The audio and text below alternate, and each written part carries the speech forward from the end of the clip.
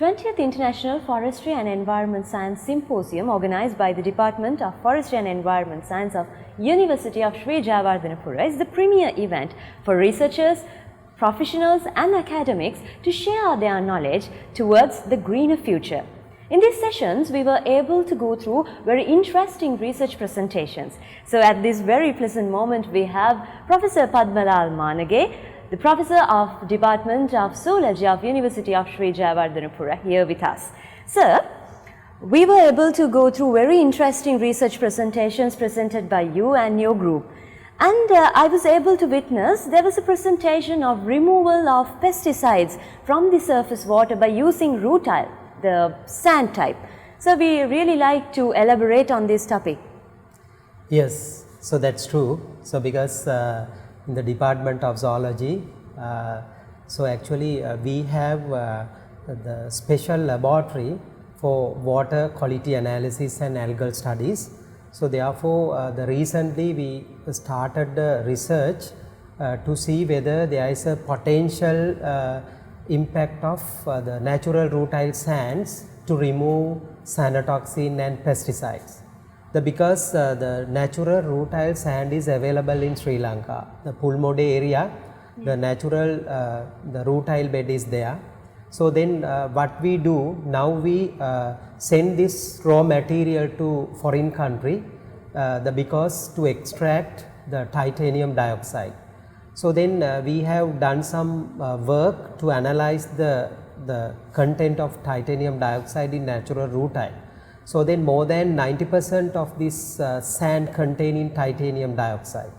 So in the water treatment or the water purification process, the titanium dioxide is used as the chemical to remove most of organic contaminants. Excuse me, sir, may I have an interruption? Like, can't we use like the use of alum and polyelectrolytes like coagulants and flocculants are heavily used in the water treatment? What is the advantage of using rutile rather than them? Actually, the natural, the conventional treatment, so we use the alum and some chemicals for the coagulation and flocculation and the filtration process. But here then we concern about to remove the contaminants, the organic contaminants like pesticides and the toxins, because then if water contaminated with the pesticide, so then we can't taste, we can't see, and also the analysis method also quite expensive. It is not accessible all part of the country. So then the natural rutile, so the containing titanium dioxide, so then if you provide the UV light, so this titanium dioxide can produce the free radicals, and these free radicals can destroy the most of molecular the organic molecules. Actually, we have done the preliminary study, and we found that more than 80% of this carbofuran removed by this titanium dioxide. So therefore it is value added natural resource in Sri Lanka, but still the Sri Lanka didn't concern about their potential use for the water treatment. Sir, what is the economical and technical feasibility of using rutile?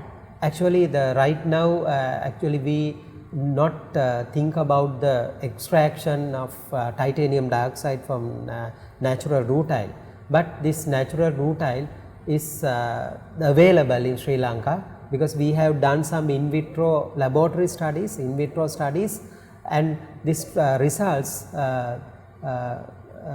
confirm that the high percentage of the contaminants can remove from this the rutile. So therefore it is very feasible the country like Sri Lanka because now we have the different type of problems, the health problems regarding the water contamination. So therefore in the future I think so we can develop this the method and we can introduce this new novel we can introduce titanium dioxide as a novel technique to remove this the contaminant levels. Yeah. So, what is the advantage of using rutile over activated carbon? Yeah, actually the activated carbon, so then activated carbon is the most suitable methods to remove most of organic pollutants. But Sri Lanka, we have very limited activated carbon the beds with the water treatment. So then actually the activated, then if you introduce the natural rutile, so with the activated carbon, then we can increase the lifespan of the activated carbon bed. So, use of rutile seems to be a very economical friendly and a very reliable method for us to remove pollutants from the surface water. So, we have a question like if the people get to know that rutile can be used for water treatment practices, excessive mining of rutile may create some environmental consequences. Do you agree with that, sir? Is there that's true, because then we should have a limitation. So, then we should have rules and regulation. So, then in the future, then if we extract the excess, so then it is directly effect on our environment. But here, so then I have to add some more.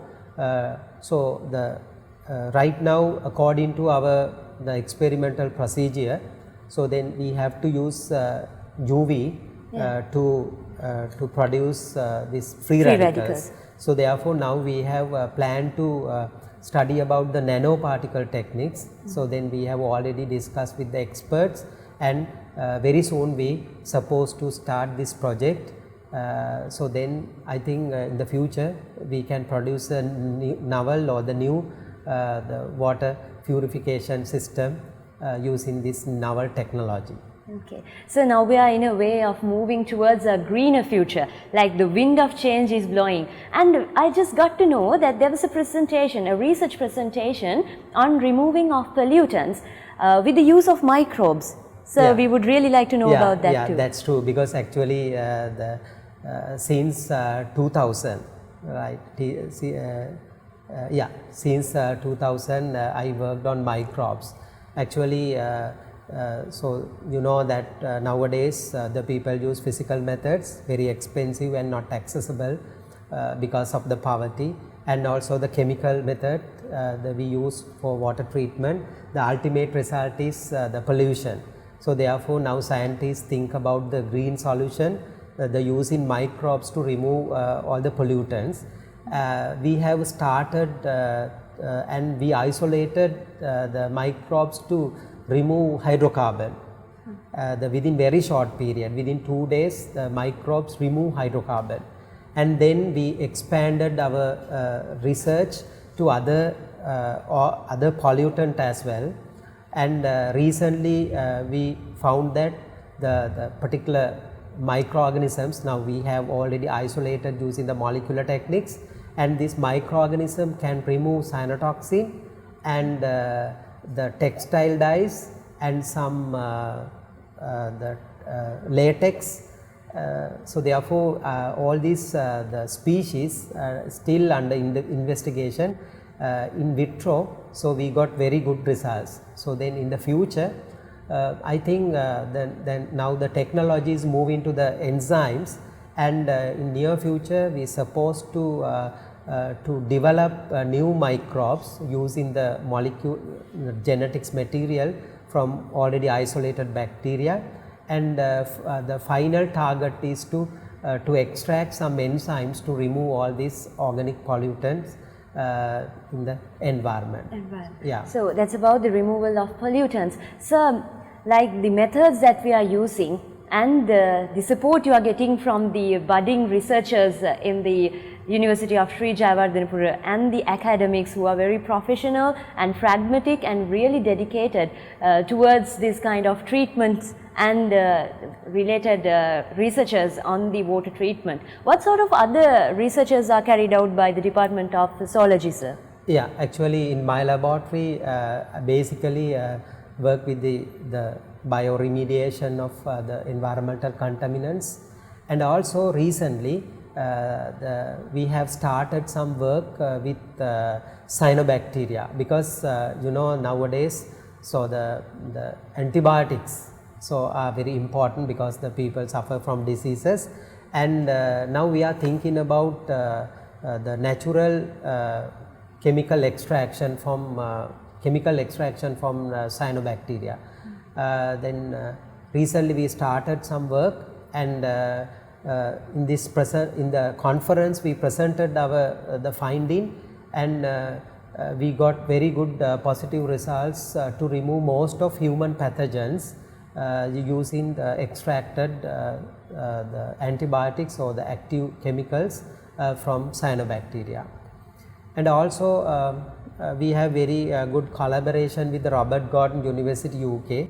So then they are supporting us very much, and also they provide the scientific materials and the research materials to the Jayawardhanapura, and also we have very strong collaboration. So therefore sometime in Sri Lanka, sometime it is very difficult to confirm some results. So then in this case, so then we send sample and we further confirm our results of our findings. Okay, thank you very much, sir.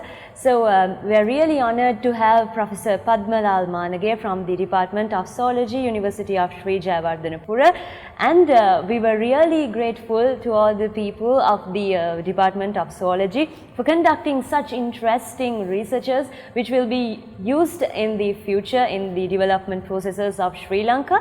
And in the Forestry and Environment Science Symposium, we were able to witness very interesting and very important research findings from all over the country. So we are ready to present you some more interesting research topics also. Sir, thank you very much for joining with us.